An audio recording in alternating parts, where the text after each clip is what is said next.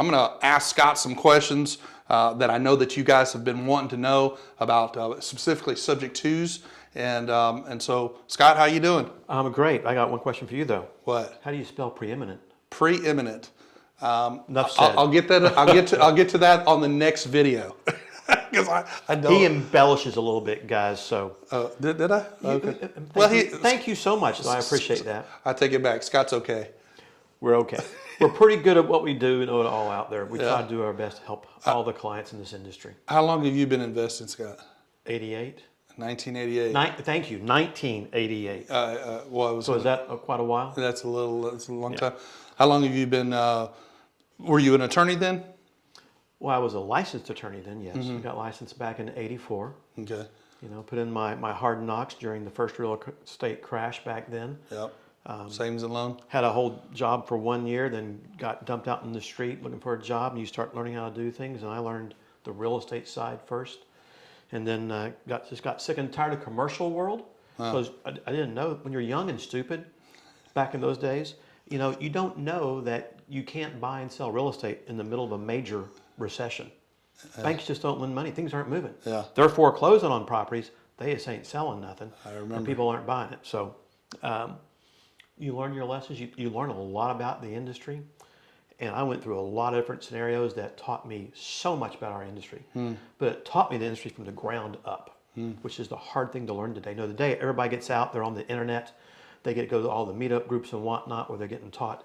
They didn't have those things back in those days. They didn't have those when I got started. No, they didn't started. have cars back in those days. No, I'm kidding. But horse and carriage. Yeah, that's what it feels like sometimes when you talk about it. But when you have to really go out and learn things yourself, use a typewriter, which no one even knows what that is anymore hardly. Yep. But typing your leases and whatnot, it becomes indelible on your mind, and you start learning the basics, and you retain it. And from there, you know, what I love to tell, you know, new investors and students of this game is become a student of the industry. There's so many things to learn. You don't have to be an expert in any one of them, but you have to know basics. You know, for instance, I learned the mortgage business real fast because I'm out trying to play this game and I'm meeting people in the mortgage industry and whatnot. I had no clue what a mortgage were, what the requirements were, but I could sure sit there and shoot the breeze with them real quick, you know. And I would hear them say these things. I ask them questions back, and you start to pick up the lingo. You pick up what's going on. You ask questions. And over time, guess what? You start to learn it, right? You start to become an expert. Yeah. I didn't know what a title company was or what a title company was needed for or anything else or how it worked. How do you learn that? You go sit down and you talk with somebody. Hey, what do you guys do? How does this stuff really work? What can I do to help you and make things easier and better? And you educate yourself through the basics. You know, maybe you got a great real estate investor, right? Who's been out playing the game, who has been through the school of hard knocks and all the things that happen in our business and industry out there. And you ask questions and you start learning things along the way.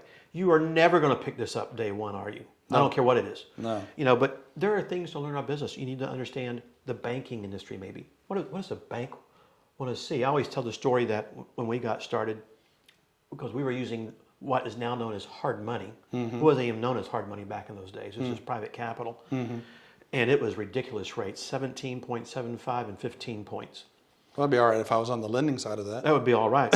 Now, of course, this is only for a $15,000 house back in those days that you can't even buy the land or a piece of grass for that much anymore. That's right. But it was ridiculous. You go, we can't keep doing this. But you go start buying from the bank. I had no clue what a bank wanted or needed or wanted. I didn't know what a financial statement was or what needed to be in there.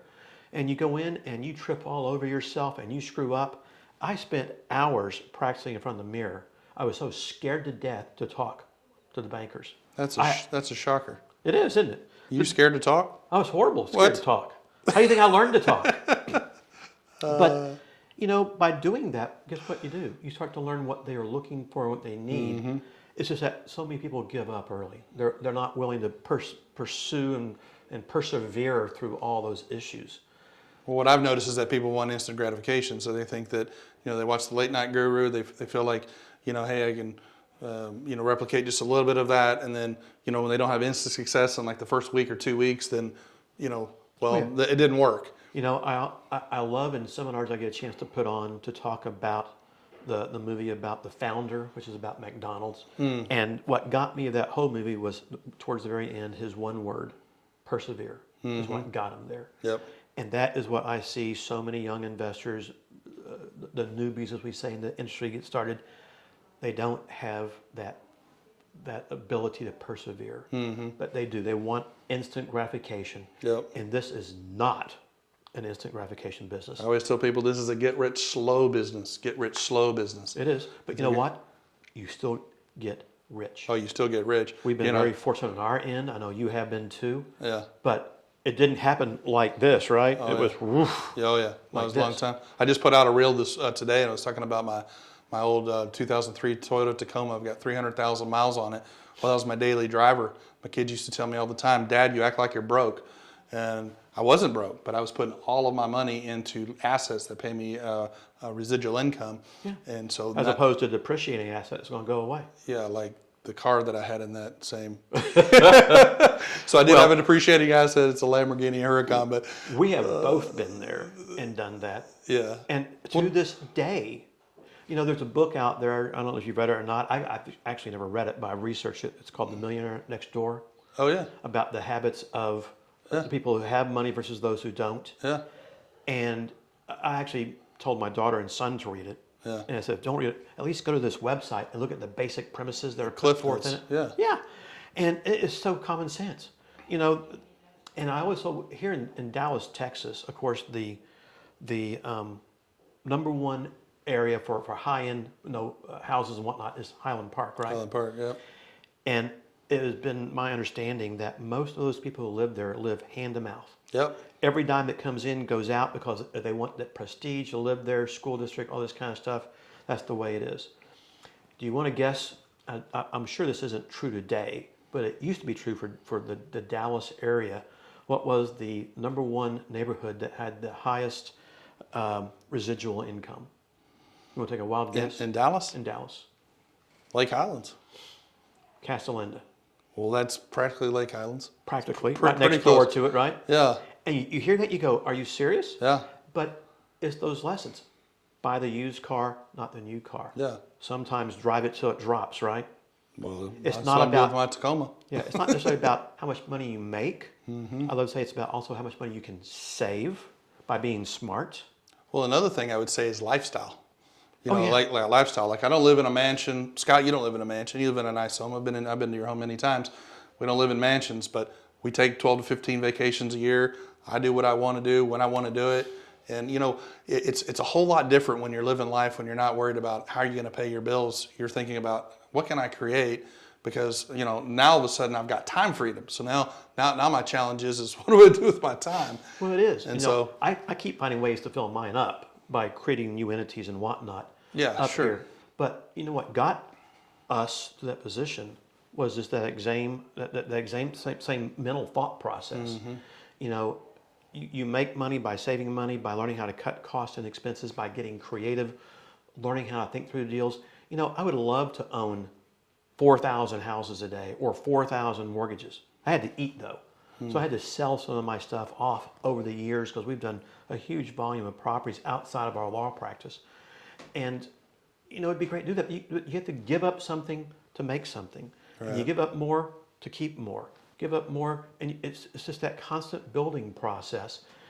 But again, it falls back on the very first thing you said almost, which was instant gratification. It's not about that. People, you see about the most prolific strategy in the marketplace is what?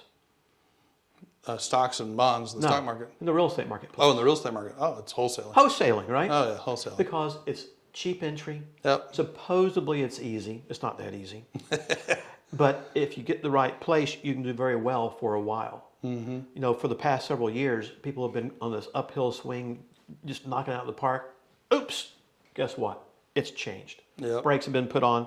But our industry and our business, the creative finance world, never changes. It hasn't changed since 1988, since I've been into it. And I understand even before that, What we do in the creative finance world, the subject to world, the wraparound mortgage world, those kind of things. Seller finance. Those names really didn't exist too much. Yeah, they were always out there. No, a wraparound was a wraparound. But pre-1986, they used to have this thing called the FHA non-qualifying assumable loan. And they actually had documents made up, so you just walk in, take it over, didn't worry about a thing. No due on sale, no issue, lender approved, done. Didn't even have to send a lender notification. Just take it over and keep making payments. Until they couldn't figure out who was making payments to the banks, right? Well, they had a first lien on the property. They didn't care. If money was coming in, they were happy. By the way, most banks are still happy if money's coming in, right? That is true. Not always, but most of the time. Most of the time. But you look at that a little bit, and they unfortunately did away with that. But it wasn't called, that was truly what you call one of the first sub-2 type arrangements that was preordained and created. And then when the 90s came up, by the way, so that's when I kind of got started in the business, you know, you could buy houses so cheap it didn't matter back in those days. So you just used cash, you didn't worry about anything else, and you went on. Not only that though, but you'd have to be a student of our industry. Go back to the 70s and through the 80s, interest rates got up to 21% for homesteads. Can you imagine that? Well, then we're bitching about 8%. I was going to say, we're puckered up over 8%, and it was 21% for a while. 2.5 times. Would you want to take over a 15 or 18% interest rate loan, or go pay cash at your bank and get 7 or 8%? Done. So you look at times and you look at history a little bit, right? And times change and morph. So what happens in 08, 09 when the crash hit? You know, boom, you couldn't get a loan. You couldn't get a loan. So what was the solution? Creative finance. Subject to creative finance, that's right. And it's changed a little bit over those last 10, 12 years as well, which has kind of been fun to watch the changes. And it's prolific right now. Yeah, obviously more, actually that's how I got into doing courses. So I had a ton of time, taking tons of vacations, spent a lot of time with my family, and my children decided not to go to college. They want me to mentor them. And so the timing was great because interest rates are high. Now everybody wants yesterday's interest rates. Well, hey, we got the solution. Sub-2 freedom, you know, creative finance. We can go out and get yesterday's rates and then then resell the property on today's rates. Well, that's how it works. That's right. Now, grant you, there's a lots of ins and outs in between all that, right? By the way, Daniel, this is what's fun talking about this with you because it's so much fun. We get a chance to talk the real life aspects of the game because we both live in that world. Yep. Get a chance to meld it into the legal side as well because, gosh, you got to do it right at the end of the day too, Absolutely. right? Yep. But just getting these points across to the audience is so important to realize this is a potentially generational wealth gig. You know, whether you are buying it subject to and using it as a rental property, got it. You know, some people may want to buy it sub-2 and live in it. Awesome, you can do that too. Sure. If you got lucky enough to get a fix and flip that way, that had enough equity in it, okay. Those are hard to find today, I think, unless you get into some real secondary marketplaces or tertiary marketplaces. Or using the back end creative finance side of buying it sub-2 and doing a wraparound mortgage. But when you understand these kind of things, you're able to create not only, you know, income today, but it's that income tomorrow. I'm still getting paid on stuff I did in 2005, Scott. It's awesome, isn't it? Yeah, it's fantastic. In I 2008, keep asking to get those houses back, but because you can make money again on them, but rarely does that happen, unfortunately. And in 2008, you know, we did really well because we were able to maneuver because we understand the industry and we did things right. We actually came out of the 2008 timeframe mortgage crisis. We actually came out better than when we went in. Oh, yes. So, you know, but it's also a recognition factor of some things. You know, pre-08, 09 crash days, we were rocking and rolling. Oh. No one was expecting anything to happen. Money was so easy. I mean, overnight, it was done. Yep. Overnight. And of course, you talk to people today, they go, what? Yeah. Because they weren't there. They didn't see it. Can't fathom it, no. And then that fallout and the aftermath for the 3 or 4 years to come, oh my gosh, I don't ever want to go through that again. Yeah. I know I want to be more aware of the circumstances, like even today's marketplace in 2023, 2024, you kind of go, what's going on? You know, you talked about selling some houses, and we'd had to sell some houses in 2008 that was the right move. I wish I had those today with the appreciation we've had in the area, but that was the maneuvering that we had to do back then. There are those people. If you've got tons of cash, you have the ability to buy. And by the way, a buy and hold strategy is always the best strategy for long-term wealth. 100%. Holding an asset. But when you have to get out of deals because you can't afford to carry the debt load, you do what you have to do. And if you have money that gives you the ability to do that, you can do lots of things with it. Sure. But you have to have generated that money first. And there were those here, like in DFW, who did, and I can tell you some names, but they were very fortunate they had the ability to do those kind of things. Got it. But sometimes you don't, and you do what you have to do to navigate through those things. I know you and your partners did those kind of things. I know we did that. We've been there. We've done that. We don't want to go back and do it again. Don't want to go back and do it again. Be more wise, maybe a little bit more conservative going forward in the future a little bit. Well, try to recognize things a little bit. Because if you had a crystal ball back then, I mean, we could have done anything, right? But who the heck knows? You know, I would have done things differently between when I got into the business in 2002 and 2007, right up before. I would have done things differently then when, I mean, money was just easy. The banks were giving money away. Yep. The lending requirements were, if you had a heartbeat and you could fog a mirror and had a social security number or what have you, then you got a loan. Yep. And that was about it. So I would have done things a little bit differently between 2002, 2007. Imagine if you could have gotten, I'll tell you, we did some loans back then. I did 50 loans with one mortgage company. Mm-hmm. Now, they were investment loans, but 50 at one time. Oh, wow. Done. Now, that mortgage company is no longer in business, and it was bought by 3 other companies. My loans got diffused to Wells Fargo and Chase and somebody else and somebody else along the way over time. And of course, the problem is the things that we did then with the mortgage company and disclosed never filtered down to their banks. Mm-hmm. And so that funnel thing that we'll talk about later called due on sale raises its ugly head once or twice. Yep. That it was like, wait a minute, guys. Full disclosure, originally it was like, well, we don't have anything about that. And it just is what it is. You can argue about it all you want and move on. But, yes, it would just been more awesome to have done more deals in that format with a mental attitude of more buy and hold versus necessarily buy and sell. And again, though, but like if you're in this business, one of the things I know we love to talk about was what drives this business, which is cash flow. Mm-hmm. Equity does not drive our business. It doesn't pay bills. No. Looks good on a balance sheet. You make some money on a fix and flipper, it pays some bills and it's gone. Yep. You've got to have that reoccurring positive cash flow, and it's getting into that mental mindset and focusing on it and never taking your eye off it. Yeah. Guess what? Every once in a while, you got to do something to put some money in your pocket so you can pay the bills, do this, do that. Which would be a wholesale and a fix and flip. Absolutely. Yeah, there's a place for it in the marketplace. Oh heck yeah. Do you consider Do you consider wholesalers investors? Do I? On a small scale basis. I think limited middle aspect. I think they're a marketing agency. I mean, they market for a seller, they market for a buyer, and they cut out a piece in the middle. That's it. Yep. They'll call themselves investors. Yeah.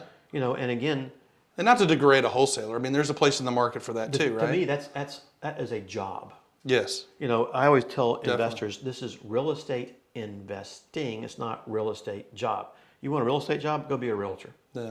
Go be a wholesaler because that's a job. Yep. You never get off that hamster wheel. You're always on it, rolling, nonstop. I mean, I talk to wholesalers all the time, guys. If you're not buying whole properties, you're missing the boat because you do your wholesale deal.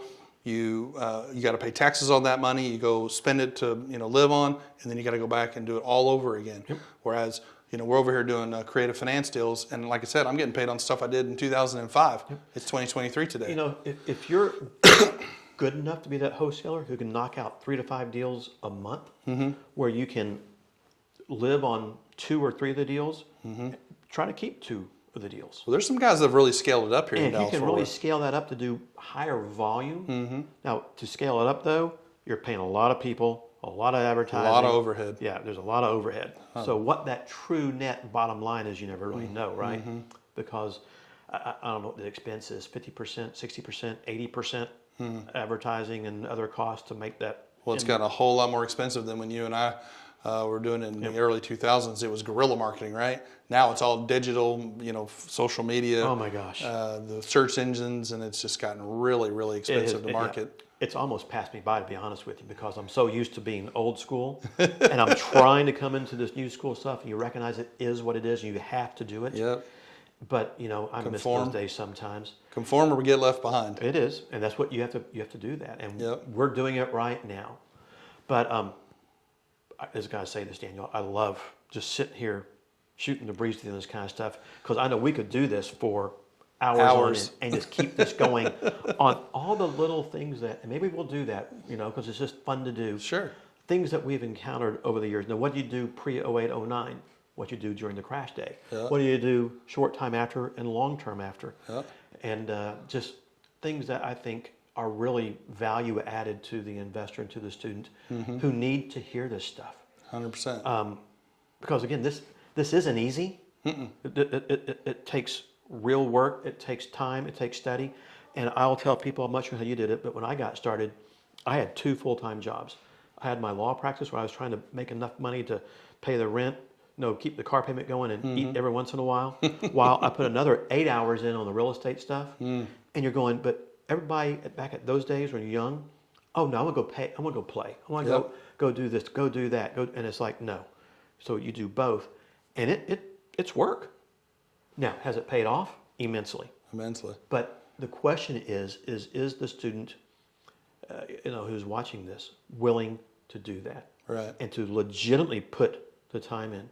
Luckily, I was single at the time. I wasn't married, didn't have kids or anything else, which made life a little bit easier, a whole lot less responsibility. I can't imagine being 50 years old trying to get into this stuff if you have to go through and deal with all these kind of things along the way. Well, I wasn't single. I had 2 small children, 2 and 3. I was a full-time flooring salesman, commission only, working 60 hours a week. And I had to basically work 60 hours a week. And then on my free time, which you don't have that much free time with a wife and 2 young children, I would go advertise for houses and buy houses. So there was no downtime. But the sacrifice, and that's why my kids always said, Dad, you act like you're broke. And I said, well, I'm not broke, but I'm sacrificing today for the future. Well, the future's here. The future's here for me. And so that's why my legacy is to pass along to my children and to the others out there, the students, the vehicle to achieve time freedom, passive income, take your vacations, live your life, not be worried about how to pay your bills. But isn't it kind of nice, though? I know you're not nearly as old as I am, been around. Not nearly. Thank you for that. Not nearly. But, I have been through a lot. I have seen a lot and done a lot, just like you too. But the ability to, at this time, give back a little bit, to try to give wisdom and knowledge back to them. Okay, it might be a little bit of money involved to do all that stuff too, not a whole lot out there per se. But to be able to do those kind of things, the seminars we had a chance to put on and talk about, it is fun, it's rewarding. Sure. And the legacy to the kids and whatnot is great too. I keep watching mine. I educate mine on what to do and whatnot. You got to let them kind of follow their path a little bit, whatever those paths may be. They may wind up coming right back. They may not. I got it. But you're still able to leave this for them at the end of the day. Although I'm not going anywhere anytime soon. Congratulations on your daughter's graduation this past weekend. I saw a post about that. So you realize I didn't do that post, don't you? Yeah, sure. No, I realize that. I know that you don't know how to post. Really. You do not know how to really post. Don't. All right, so moving forward, let's talk about some legal stuff. So I get the fun stuff. The fun stuff. That's why I'm talking to you about it. So I get asked all the time about land trust. I think there's a big, huge misconception about land trust. When to use a land trust, when not to use a land trust. Let's see how smart you are. Why do you think there's this misconception of the land trust out there? Because there's a bunch of gurus out there that are teaching it wrong. Well, they're trying to sell something, right? I think so. No, it's all about anonymity. I get that. That's the first thing you hear. No, I get that. Then the other thing you hear too is, well, if you're going to buy a home sub-2, buy it into a land trust because it gets you around due on sale. Mm-hmm. Yeah, none of that's true. Mm-mm. I've done buku deals. I have never once worried about anonymity because I always believe that when you do a deal the right way, when you take care of people, the great majority of the time, there's never going to be an issue. Mm-hmm. And if there is going to be an issue, if you do buy it in a land trust, if there's a good enough lawyer out there, they're going to find you. They'll find who you are. Sure. You can't hide from those kind of things.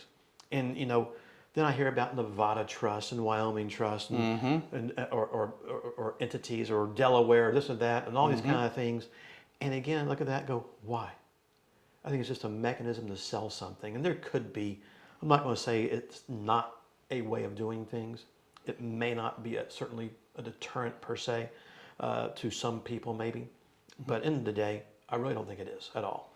But let's talk about it as a land trust specifically. Would you recommend someone buying a property in a land trust and assigning the beneficial interest, having the seller assign a beneficial interest over to you? The best answer I can give you is depends. Isn't that the typical legal answer? See, that's that nickel legal answer there.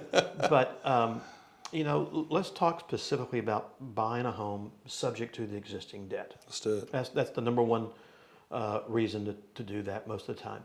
And so what I will tell an investor is first off, you can buy it just in your corporate entity, LLC, corporation, limited partnership, or a legitimate trust if you've got one. And that's fine. Why is that fine? Because although issues do arise from things such as due on sale and things like that, they're pretty minimal. It doesn't mean it will not happen. It just means they're minimal. Now, you always want to buy something into a corporate entity where you're protected. By the way, a land trust is not a corporate entity. That's correct. Unless you get its own tax ID number, you file a tax return, and those kind of things. It's really just a DBA. It's a veil at deed records, more or less. Correct.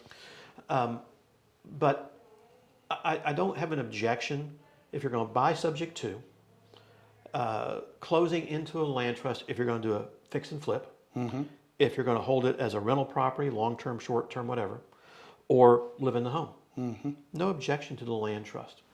Is that even possibly beneficial?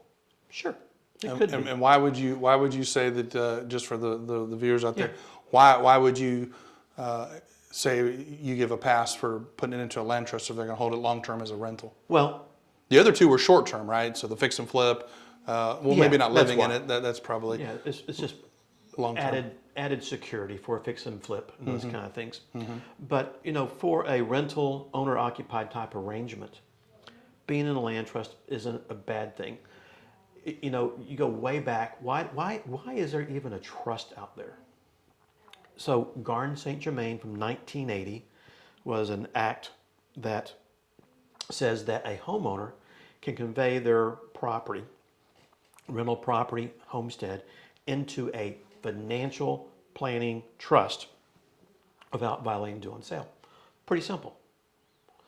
But a land trust that is created to circumvent due on sale, for instance, Yes. yeah, the mortgage company's going to get around that in a heartbeat.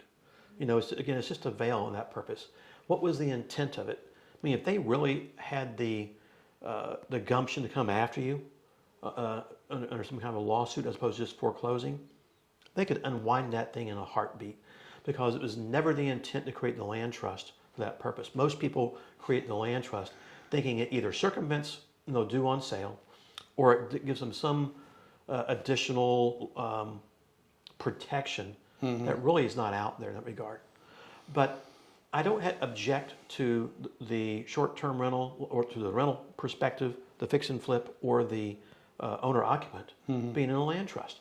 Go ahead, transfer the property to the land trust, tell the mortgage company, get your insurance set up correctly, move on. Let the mortgage company determine what you did or didn't do. Right. I'm not here to tell them.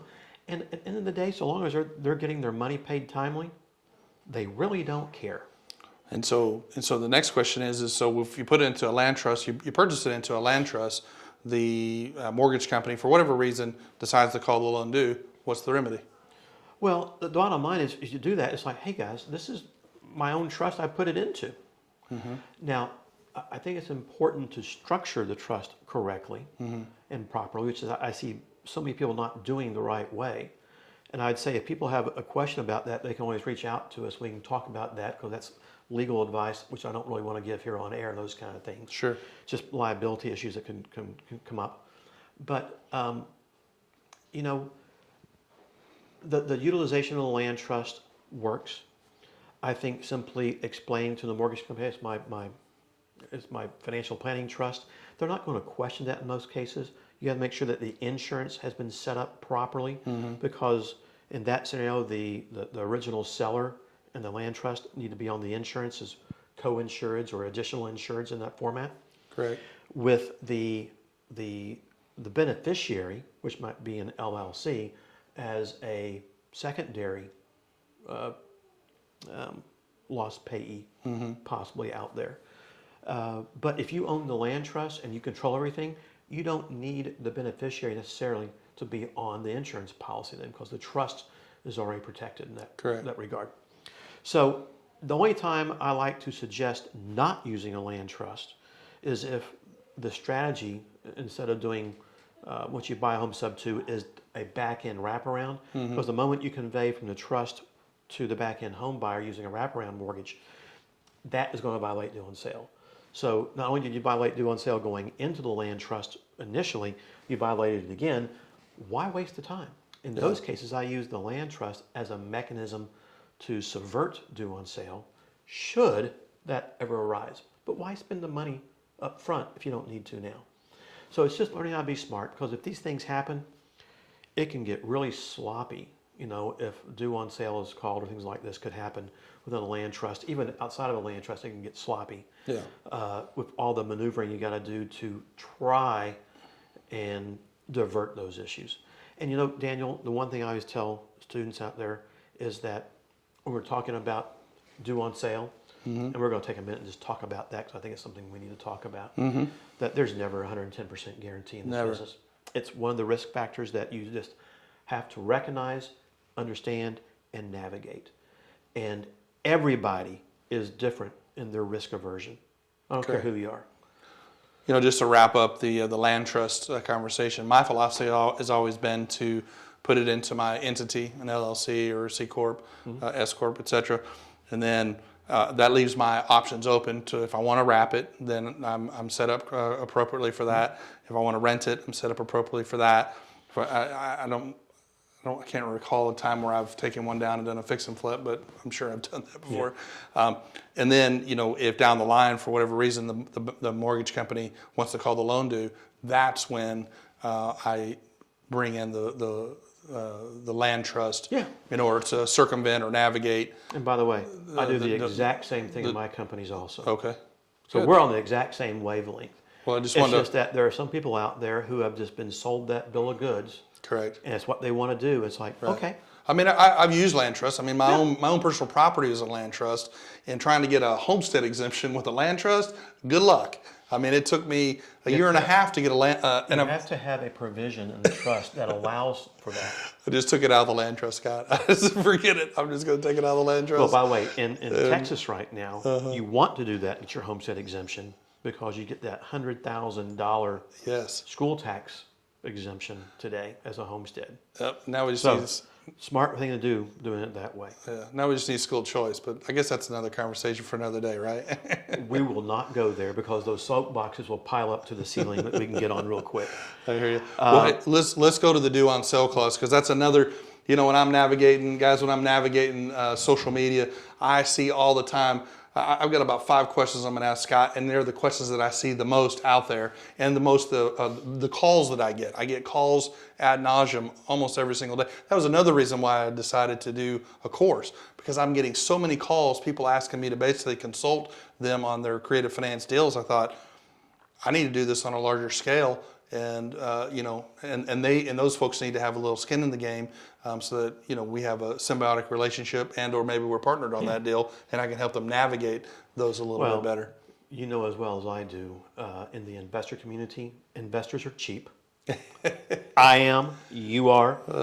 We've already laid that out pretty well earlier on, but most are. They don't want to pay for the advice. Sure. So when you can step in either as a partnership or a fee, where it might be, help them do this kind of thing, is great. But unfortunately, they all want to call you up and get free information. Well, it's just been the volume. Yep. I mean, if it was one or two, yeah, It gets to be too much. Yeah, it's just been the You volume. just can't do it. And I really need to have all of the I need to have all the information in one place so that people can have a resource to go to find it. So that's why Sub 2 Freedom has been created, because there just needs to be a place where folks can go. And then if they can't find the answer, within the information provided in Sub 2 Freedom, then they can come to me, they can come to you, and we can get them answers to navigate those tough questions instead of going out on some Facebook group or somewhere and getting about 10, 15 different opinions about how to do stuff. And they're all wrong, by the way, because I've read all of them and I'm just going, no, don't do that. And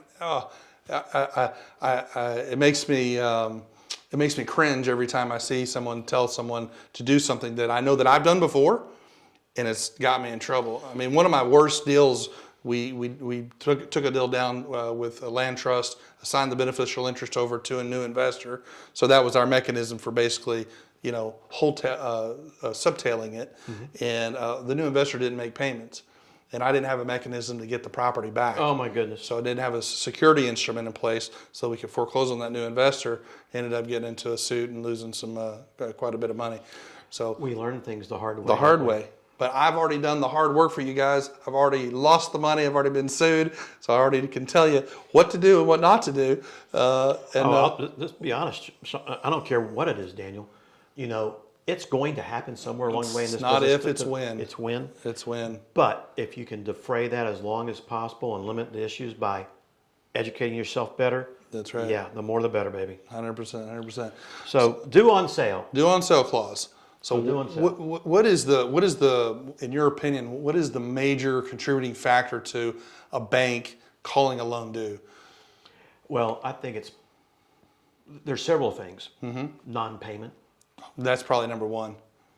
Potential probate issues that aren't being handled correctly on acquisition. Mm-hmm. Sellers who, for whatever reason, call the mortgage company and go, well, we sold the property. And you're going, what? What are you doing? Yeah. But I've also, just to be completely honest, I have seen situations, and by the way, I say honest, you never really know what happened 100%. Sure. But they just call it due. For no reason at all. Insurance. Did you mention that? Insurance was done correctly? Yeah. They kick it out and all of a sudden it gets flagged and all of a sudden they're going, what's going on here? Yep. And let's talk about one more thing. Small bank. Yes. Not mortgage company, bank, credit union. Mm-hmm. Because they're portfolio. Portfolio lenders. Small. Explain what a portfolio lender is. Well, they actually hold the debt internally, unlike Bank of America, Wells Fargo, Chase, et cetera. They may originate. We call those the big box. The big box boys. They may actually hold some, mm-hmm. Which they do, but they also put a lot of those out to Fannie and Freddie. Mm-hmm. Fannie Mae, Freddie Mac is where they do it, and they just wind up servicing the debt in some format through one of their main servicers along mm-hmm. the way.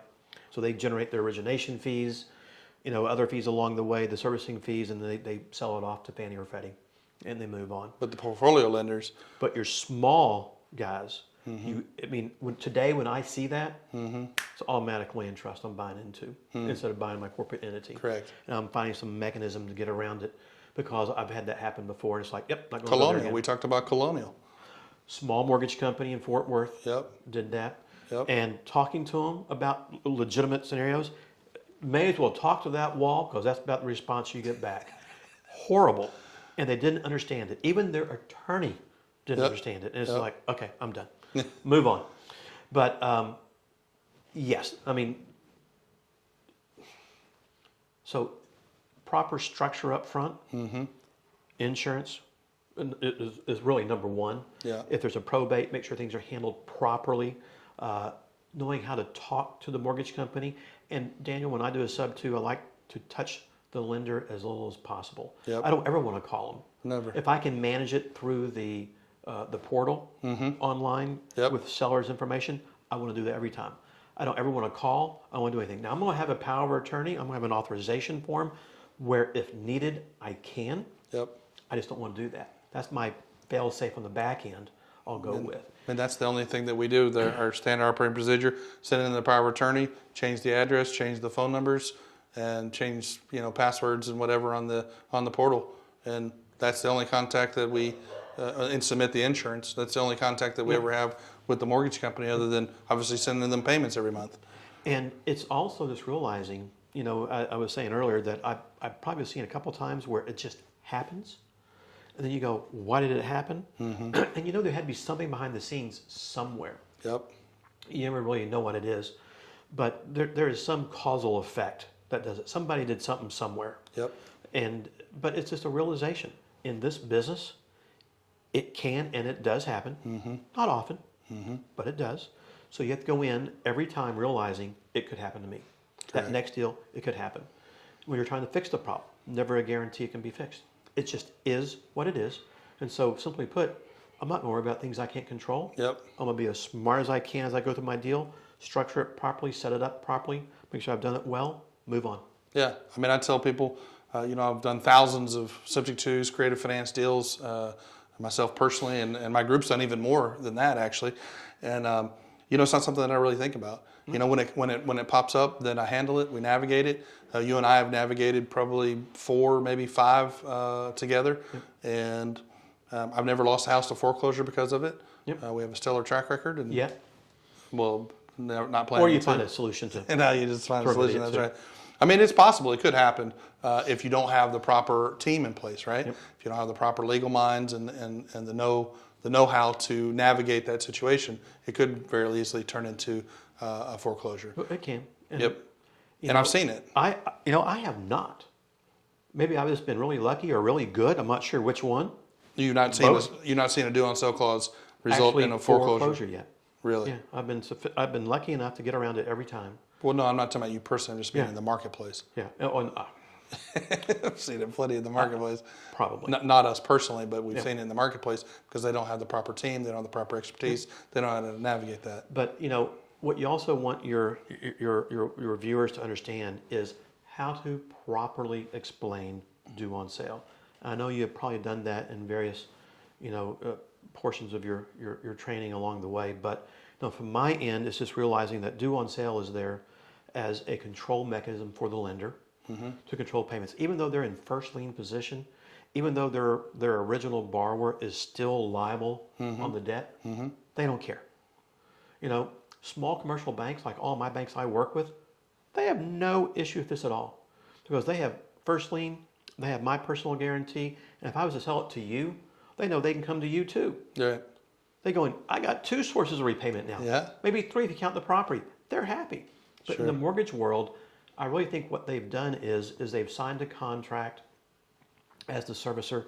They have sold these mortgages off into Wall Street and into how many sections, who the heck knows how that works. Right.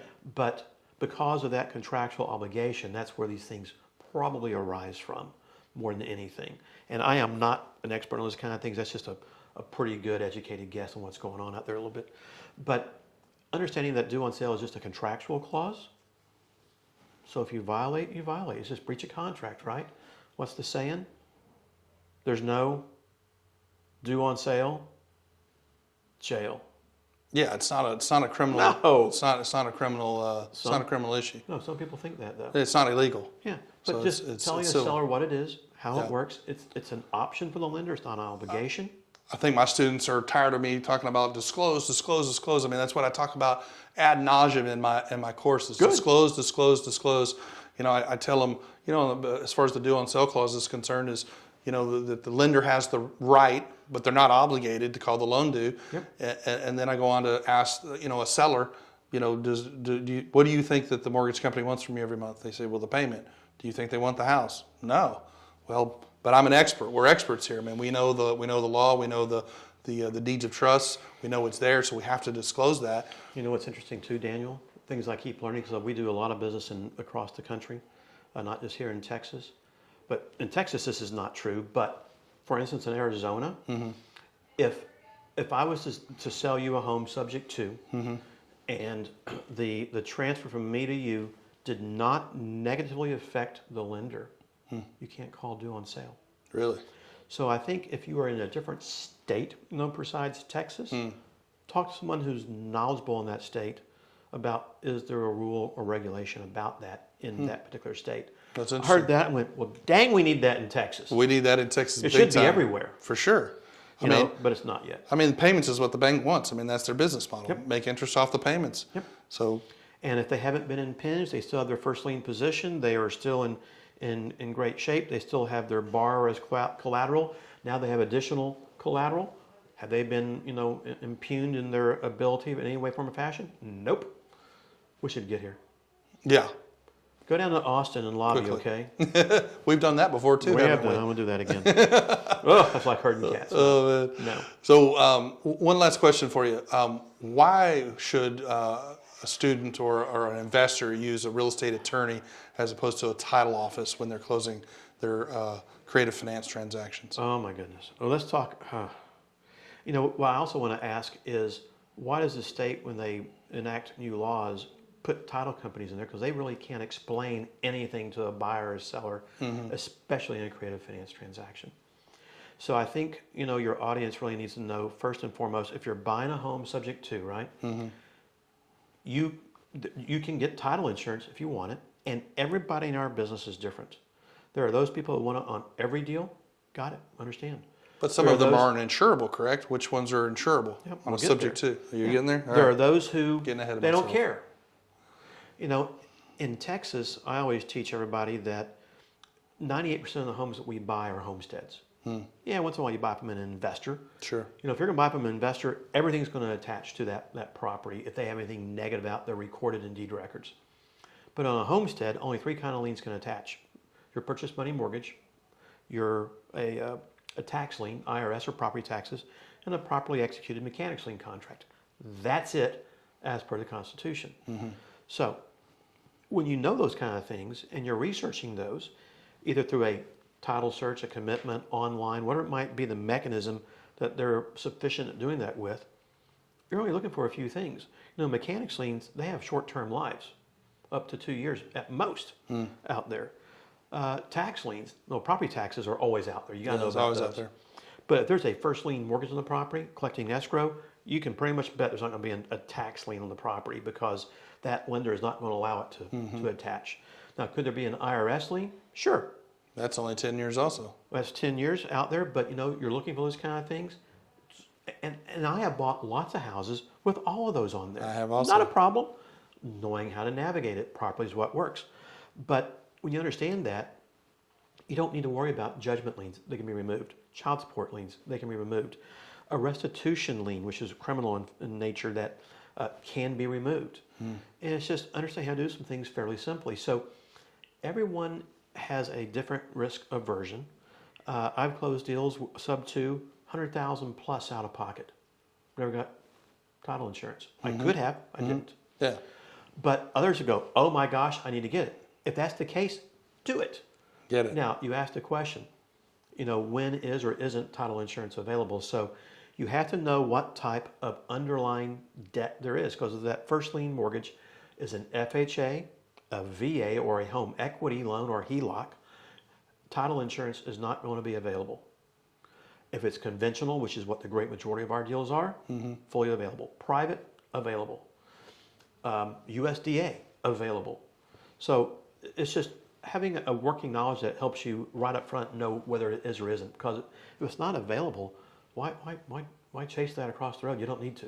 Well, I mean, if we're the ones paying the closing costs, Yeah. why? I mean, in the closing cost, or excuse me, the title policy is for the benefit of the buyer. We're paying the closing costs. You know, Horne and Associates provides what, a title run, Yeah, we'll do an abstract search of the property. abstract But search. no, let me just give an example for the students though, and that is, you know, I did a deal. This has probably been a year ago now, where we pulled a full commitment on the property. There was one judgment lien on the property which we were able to clear, and the client at that time thought it was a mechanics lien. And I went, no, guys, this is a judgment lien, which is easily removable. Told them how we could do it, and wound up saving them $70,000 on the deal. Wow. But they went to sell the property. We opened title for them, and another lien popped up that was not located on the first search. So can things happen? Sure. So there is, again, a risk analysis of every deal you do. Does that happen often? That's probably the first time I've seen that in 10 plus years and, I don't know, 4, 5, 6,000 deals. But can it happen? It can. Sure. And so that's why the key for investors, new investors, is to have an understanding so they make the best decision, what is right for them. Right. Not for me, not for you, what's right for them. And everybody's different in that regard. So, I think things are important, Daniel, learning a little bit about the ins and outs of a land trust, what it really is. A veil, great. Due on sale, how does it work? Do I need to be scared of it? No. How do I navigate it? How do I explain it? Title insurance, do I need it? Do I not need it? Things of this nature that are important out there. You want them to understand those kind of things. Do they need to be an expert in this? No. But as you do deal after deal after deal, as you ask more and more questions to everybody out there, you just become more knowledgeable, and eventually you do become that subject matter expert. 100%. Yeah. I mean, that's how I started. I didn't know anything. Do you know the first deals that I ever did? You still know about that much. Yep. I'm kidding. My first deals were subject twos. Lease options. We were doing lease options back then, but it was all creative finance. I mean, I've done more of the creative finance than I've done the fix and flips, the wholesales, and those types of transactions. I love to talk the game of going back. This is going back to way before the HomeVestor franchisees and 𝐸𝐭𝐞𝐿, who started HomeVestors, who didn't even have an idea about it. We would just be sitting around eating lunch here in Dallas with Craig Pettit, who was really the first hard money lender ever here in DFW, and some other guys in our business. And we would flip houses back and forth to everybody. We'd just sit there and have a bull session about ways to do things. Back then we could do lease purchase, lease options. We could do contract for deed. Contract for deed. We could do all these kind of things. That made it so much fun to get all creative to make things happen. And we did buku deals of all those kind of things. But then the laws slowly changed. But talking to them about sitting down with the right people in the right group, sharing experiences and ideas based on real knowledge of the industry. So you're basing it in fact, not something someone. But not a Facebook group? Not a Facebook. Well, and not the internet. Well, it's on the internet. It must be true. Right. But this is how you start to share that information and share that knowledge, and you pick things up one by one. And it just slowly builds over time. So Daniel, let's just take one more step about law office versus title company. Yep. I know we kind of hit around the bush earlier on a lot of things. Yeah, but, let's talk about it. First off, a title company, when you go meet with an escrow officer, first off, a title company cannot close a transaction unless title insurance is issued. Okay. So the mere fact you walk into a title company, you think you're closing there, and you're not getting title insurance, you ain't closing at the title company. You're closing at the You're title. closing it at a related law firm or through some other mechanism, but not at a title company. Okay, good to know. So that's the first one. Next is the escrow officers cannot explain anything to you. They're not allowed to by law. That's great. So whether you're trying to explain something to your seller, to your buyer, whatever it might be, can't do it. You're in a law firm, that's where you hope that the attorney or the closing person can help knows what they're talking about. Yeah, provide you and give some, so when the questions are asked, they can at least answer the questions. They're not prohibited to do so. Sure. Like they are in the title industry. Next thing is title companies, and by the way, most law firms do not provide you proper disclosures for today's closings, especially in Texas. That's the most problematic state to buy and sell properties in. Title companies are there for one thing, do a closing. They don't care what you do or don't do because either you're the seller or you're the buyer, and the liability rests on one of those parties or both. Correct. Not on them. Do they care whether you have the Texas underlying lien disclosure or insurance disclosure notices? Nope. Nope. Are they reviewing this kind of stuff? Nope. Do they even care? Nope. They're there to make money. Move on. Keep that in mind and understand that. The proper law firm, for instance, in our law firm, and we are title affiliated, but even if we weren't, we can still purchase title evidence if the investor wants title insurance. Great, that's easy. But at the same time, you're going to get that added explanation. In our offices, we provide all of our borrowers with suggested disclosures, not required disclosures, suggested disclosures. But there are some that are required that I'm sure you've already gone through in your course that have to be out there for the Texas marketplace, being the underlying lien disclosure notice and insurance disclosure notices in Spanish and English, right? New requirement as of January 2022. So you got to do that, and you have to close these deals, as you know, Daniel, in a law office or a title company now, or else they are void, not voidable. Do not do that, guys. I've had that happen once so far where the deal had to be completely unwound because it was a void deed. So getting a good understanding of what the rules and regulations are in Texas, even on a subject to deal, most people think that it's an investor deal and it's exempt.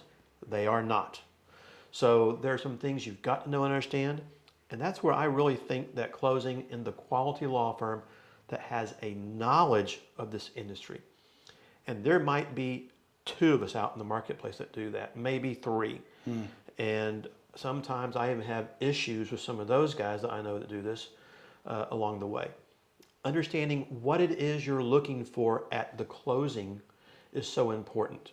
I've heard of some people closing a deal subject to where they're having the investor sign a note with the seller. And I look at that, I'm going, That's what they're taking over. you just created a liability, which is the reason we're doing a sub 2. It has no financial liability. Right. Why are you doing that? And they make all these excuses. You know, one of my biggies is always protect the seller with a deed of trust. Right. You give them a traditional mechanism in case something happens to us, because bad things happen to good people all the time. Yep. I don't know, you can't anticipate things that happen like this. Things just happen. And if you need to get out or can't get out, protect your seller. What we don't want is for things to happen again to our marketplace where the state comes in and changes our laws further. Because every time they've changed, 01, 05, 07, recently, 14. Currently right now, is all because of 1 or 2 bad apples, Yep. you know, creating the problems. No, do it the right way. Yep. And I see other closing agents out there who don't give a deed of trust back to the seller. I've seen it. I just shake my head and it's just like, you are creating a problem in our industry, even though you think it might be good. And I don't care what the seller may agree to, it doesn't matter. Or they don't know. They're not the experts. No. So, you know, understanding what you're looking for, understanding what you should be signing, you know, at the closing table, things you should be looking for, all important. And again, knowledge is power in our industry, you know. 100%. Well, hey guys, thanks so much for your time today. I know you've learned just a ton of stuff. Again, Horne & Associates, one of the premier real estate attorney for closing all of your creative finance deals. Like I said, I've been partnered with Scott for 20 plus years. I know his mind, it's brilliant. He knows all the ins and outs. He knows how to navigate the issues that come up with creative finance deals. And there are many, but you've seen probably everything in the marketplace. We're still learning. Everyone's still learning. If we're not learning, we're dying, right, Scott? And so, anyway, we're going to close. I'm recommending that all of my students close with Horne & Associates because you know, when problems arise and Scott's closed the deals, I've had a great experience with Scott coming in and helping me and assisting me with those issues just as an ancillary service. It might be obviously, you know, an hourly fee, if you will, but those problems get resolved. You get sound, solid legal advice about how to navigate, you know, the issues that come up with creative finance deals. And so I highly recommend Horne & Associates for all of our closes with Sub 2 Freedom students and beyond. Well, thank you, Daniel. We appreciate it, bud. Yep. Appreciate the it. time, bud. Absolutely. Thank you very much.